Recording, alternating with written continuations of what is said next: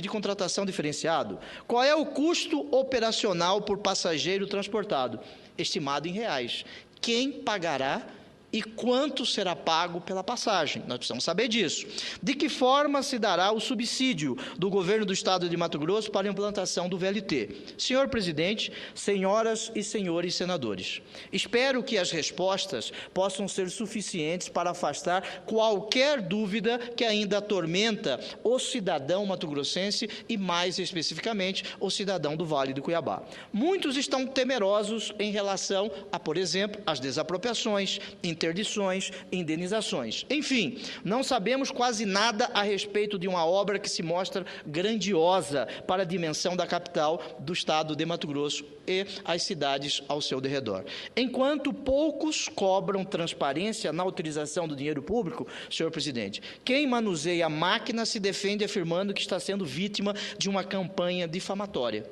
Imaginem o exercício de um direito fundamental do cidadão, saber informações sobre obras, o exercício de um dever fundamental de um parlamentar, que é fiscalizar. Eu não posso ser contra ou favorável a algo que eu não conheço.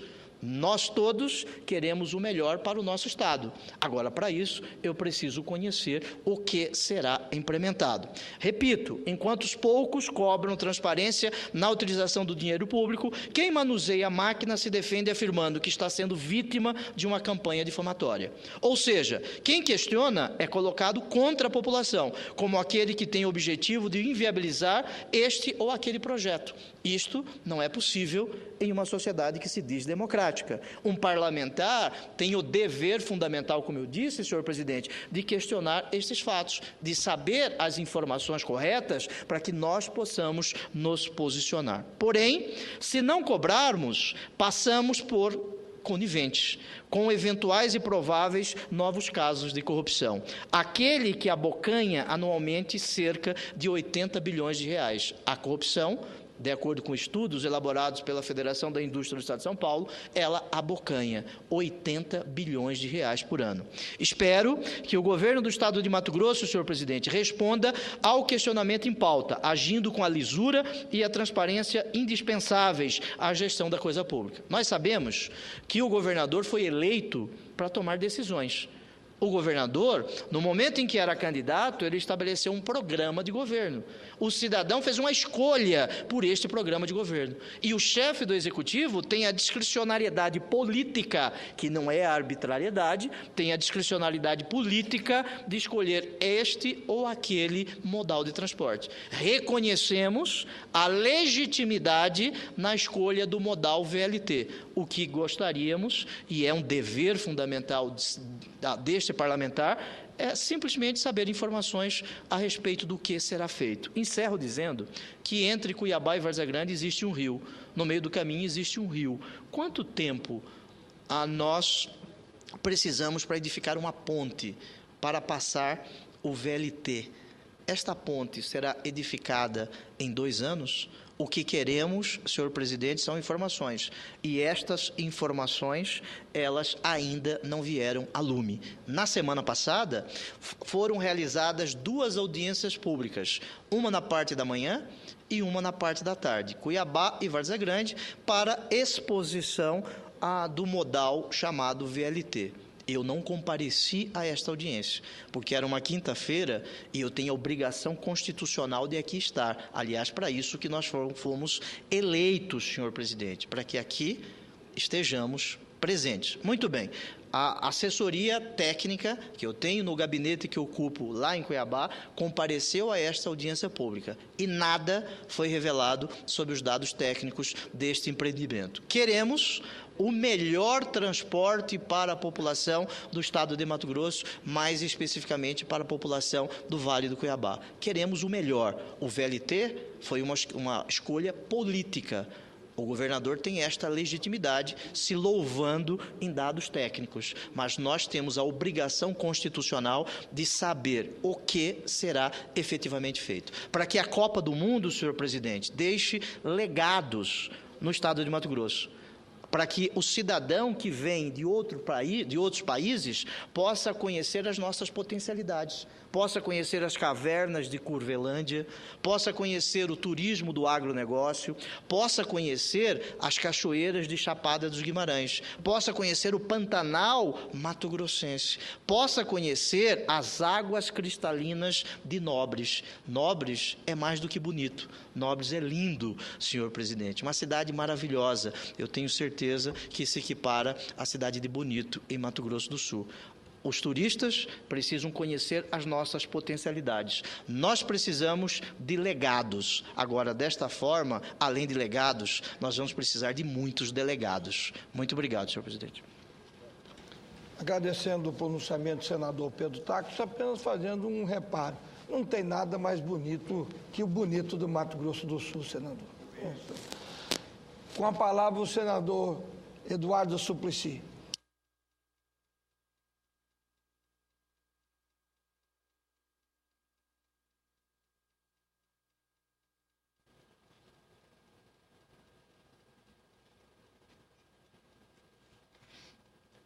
Prezado presidente, senador Valdemar Moca, eu gostaria de, prezado senador Pedro Tacos, quero registrar com satisfação a presença na tribuna de honra do Senado do vereador Tonhão Dutra, de São José dos Campos, do Partido dos Trabalhadores, e que participou hoje junto com inúmeras pessoas da audiência pública de tamanha relevância sobre os episódios de reintegração da posse da área do Pinheirinho, em São José dos Campos.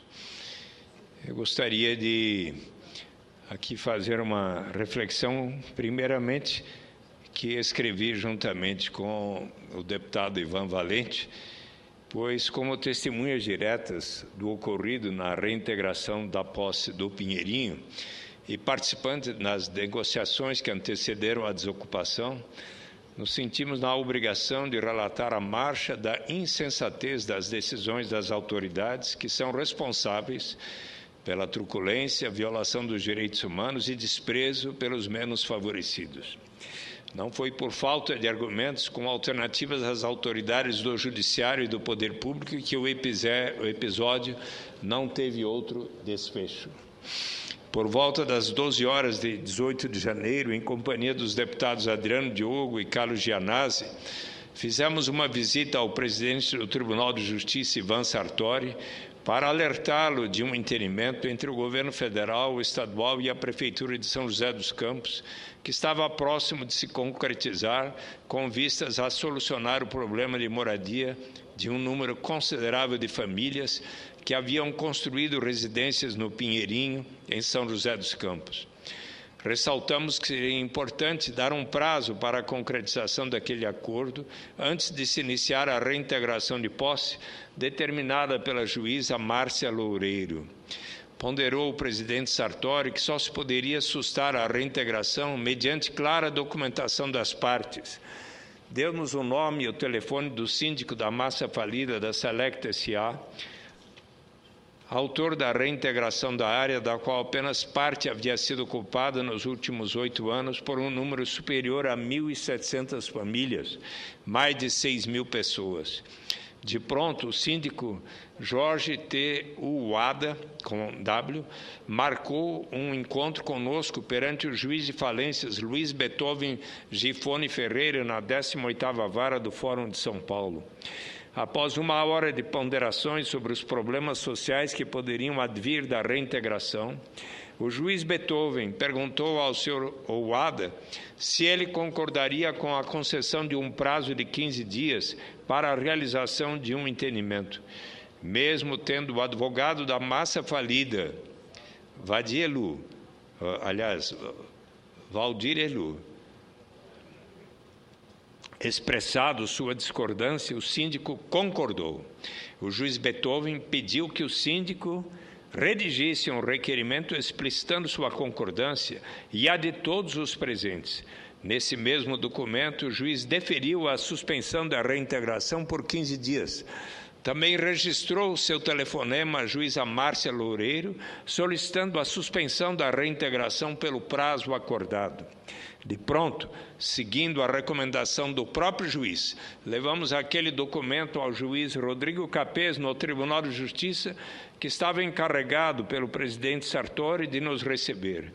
Ainda no TJ, o juiz Rodrigo Capês, auxiliar direto do presidente do tribunal, e o mesmo que depois avalizou toda a ação da PM no Pinheirinho, se comprometeu a se empenhar por uma solução negociada. Naquela mesma tarde, conversei com a secretária nacional de Habitação, Inês Magalhães, que hoje participou da audiência, sobre o prazo aberto para a negociação. Ela se prontificou a receber o prefeito Eduardo Cury, de São José dos Campos, na Secretaria-Geral da Presidência, para acelerar os planos do possível aproveitamento de parte daquela área para o desenvolvimento de programa de moradia. Naquela tarde, o governador Geraldo Alckmin informou a mim próprio que, se o governo federal e a prefeitura chegassem a um entendimento, o governo estadual providenciaria a infraestrutura necessária para o terreno. No dia 19, o prefeito Cury foi a Brasília, dialogou no Ministério da Ciência e Tecnologia, mas adiou a reunião que teria sobre o Pinheirinho. No dia 20, veio a São Paulo. Depois de ter conversado com juízes, teve a atenção de me visitar em minha residência para expor as dificuldades e progressos havidos nos últimos 8 anos no seu relacionamento com a comunidade do Pinheirinho. Conversamos por 1h30. Falou de sua discordância com a ocupação, mas também de sua responsabilidade em resolver os problemas sociais daquelas famílias, em especial com os serviços de educação e saúde e, obviamente, principalmente para com as crianças. Suplicy, eu próprio relatei, então, a disposição do Ministério das Cidades, da Secretaria Nacional de Habitação e da Secretaria-Geral da presidenta Dilma Rousseff de acelerar um entendimento para o assentamento definitivo das famílias. Foi agendado com o prefeito uma reunião para a semana seguinte. No sábado 21, nos deslocamos, eu com o Ivan Valente e diversos outros parlamentares, para o Pinheirinho, onde relatamos a cerca de 700 pessoas ali reunidas em assembleia que estava sendo construída uma solução para o caso. Recomendamos a todos que se portassem com serenidade e respeito. Na ocasião, eu pedi a todos que seguissem as recomendações de, por exemplo, Martin Luther King Jr., que recomendava a todos sempre, como eu tenho um sonho, que é sempre importante confrontarmos a força física com a força da alma. Eis que no domingo, dia 22, às 6h pouco da manhã, alertado pelo vereador Tonhão Dutra, fiquei sabendo que cerca de 2.000 policiais, com extraordinário aparato, com helicópteros, atirando balas de borracha, junto com bombas de gás e com pimenta, junto com a guarda municipal, essa com arma de fogo, gás lacrimogênio, tratores, viaturas à rota, passaram a expulsar os moradores daquela área, retirando-os de suas residências, forçando-os a se dirigirem a abrigos nas áreas contíguas, como a do Campo dos Alemães. Ao verem aquelas cenas, alguns dos moradores das áreas vizinhas protestaram. Então, a operação da PM expandiu-se para as áreas vizinhas, possivelmente para tentar criminalizar a conduta daquela comunidade. No Pinheirinho e na vizinhança, houve inúmeras pessoas que foram feridas com tiros de balas de borracha, sendo um deles que esteve aqui hoje, o senhor David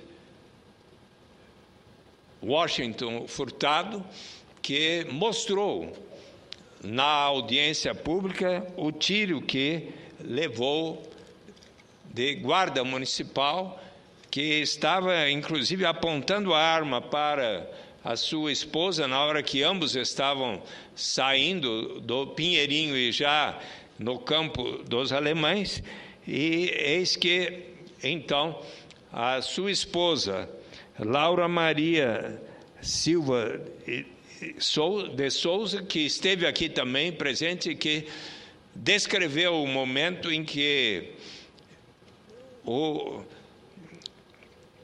seu marido se colocou à frente dela e a bala que talvez viesse para ela atingiu o seu marido na coluna, causando graves consequências. Poderia ter causado até dele ter se tornado paralítico, mas não completamente, mas, entretanto, a bala, segundo o diagnóstico feito pelo médico e entregue pelo senhor David Washington Castor Furtado para o senador Aloysio Nunes Ferreira, mostrou que ele teve consequências, pois diversos dos nervos da perna foram atingidos, e ele agora precisa de um tratamento fisioterapêutico de grande complexidade. Pois bem, no Pinheirinho e na vizinhança, houve inúmeras pessoas feridas, inclusive uma mulher que levou 12 pontos na boca, um homem de 70 anos que agrediu